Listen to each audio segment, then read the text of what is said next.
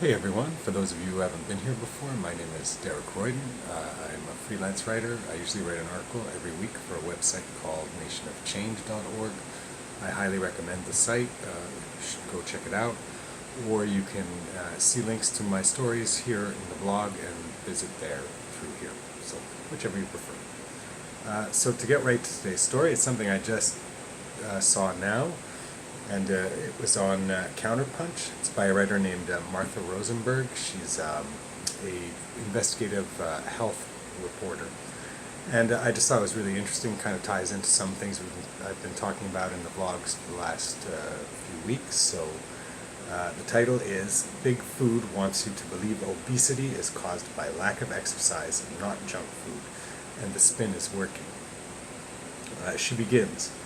There are now more than 700 million obese people worldwide, 108 million of them children, reported the New York Times in 2017. In Brazil, food giant Nestle sends vendors door to door hawking its high-calorie junk food and giving customers a full month to pay for their purchases.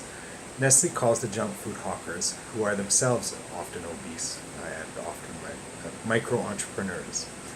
Big Food is increasingly targeting poor countries as emerging markets to please Wall Street and shareholders, perhaps because getting people fat and hooked on junk food in rich countries has plateaued.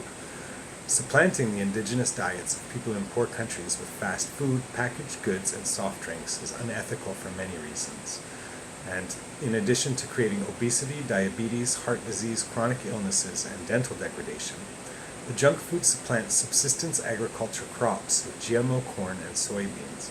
Even philanthropic groups like the Bill and Melinda Gates Foundation have drunk Big Food's Kool-Aid about GMOs, feeding the world.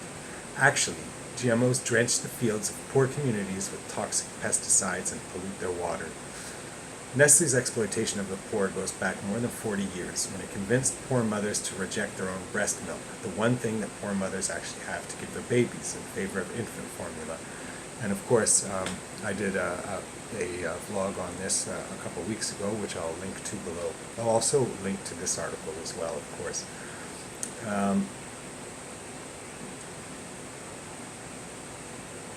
A few years ago, she continues, Reuters reported that the World Health Organization's Pan-American Health Organization takes hundreds of thousands of dollars in obesity advice from junk food and soft drink companies.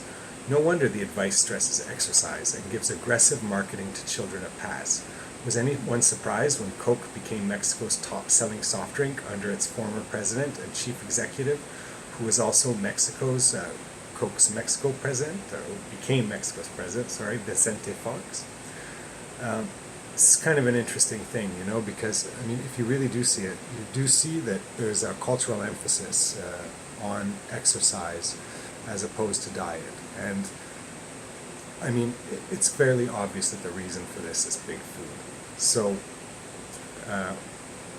she goes on to report, in the 2014 movie, Fed Up, Katie Couric exposed how the U.S. government admonishes people to eat right while pushing foods that make them fat, and how school luncheons have also been bought by Big Food.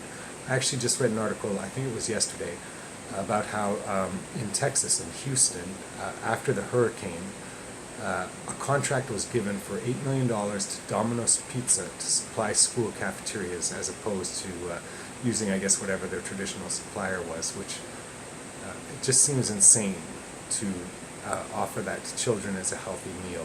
It's fine once in a while, we all enjoy to have a snack like that once in a while, but it just seems like giving that to children every day is a recipe for disaster. So she goes on, the film reviews how the egg, sugar, and other big food industries revised guidelines generated from the 1977 McGovern Report that recommended people eat less foods high in fat and sugar to favor them, overruling Senator McGovern. In 2006, a similar Big Food triumph occurred. Faced with the United Nations World Health Organization, or WHO, food recommendations that were similar to the McGovern report, then Secretary of Health and Human Services, Tommy G. Thompson, actually flew to Geneva to threaten the WHO that if the guidelines stood, the U.S. would withdraw its WHO financial support. Yes, supporting agriculture is more important to the U.S. government than the health of its people. Last summer, the New York Times revealed the devastating toll that junk food, obesity, and diabetes have on poor people in Appalachia, most of whom have minimal or no health care. People in Appalachia are sicker than those in Central America, notes Dr. Joseph Smitty, a health volunteer in Virginia. In Central America, they're eating beans and rice and walking everywhere. They're not drinking Mountain Dew and eating candy.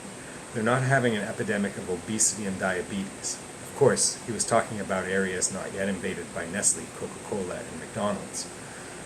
In Chicago last year, there was a bitter fight over a penny per ounce tax that had been levied on sweetened beverages. And what's sad about this, actually, was that the fight was often led by people of less means, people who live in what Rosenberg calls food deserts,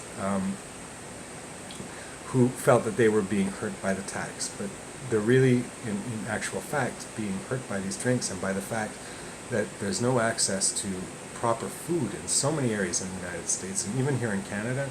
I mean, especially for Indigenous people, a lot of them do literally live in food deserts, which is, just a crime. But anyway. Someone on a typical 2,000 calorie a day diet should derive only 200 calories a day from sugar, equal to one 16-ounce soda.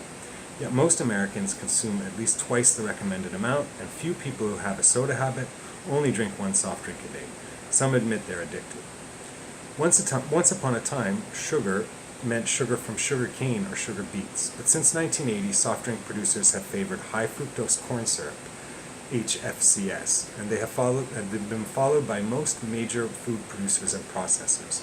Trade restrictions in other countries to protect local sugar production made sugar more expensive to use, even as U.S. farmers were growing copious amounts of corn because of farm subsidies and GMO seeds.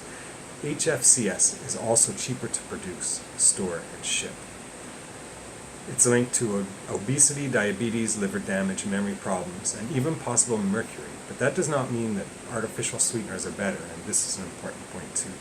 An increase in the use of aspartame, found in Diet Coke, and sucralose, found in Pepsi One, actually correlated with a rise in the number of people who were obese, as reported by the Yale Journal of Biology and Medicine. Big Food spends millions marketing junk food to consumers, and more millions telling them that is not why they are fat. Does anyone believe that? And unfortunately, a lot of people do. I mean, I'm definitely not recommending against exercise, of course not. But at the same time, and even on another level that isn't mentioned by Rosenberg, just the sheer amount of waste that goes into the packaging of all these products, that alone should be enough to make us try to avoid them.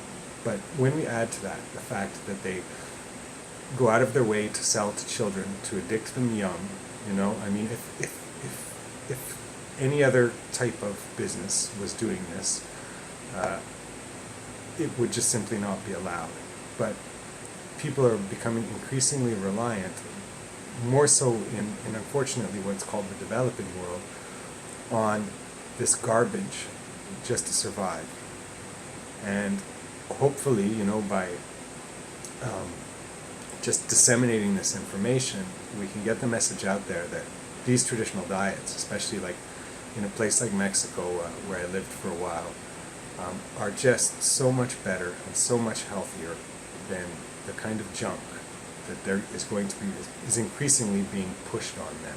So that's it for today, and as always, please remember,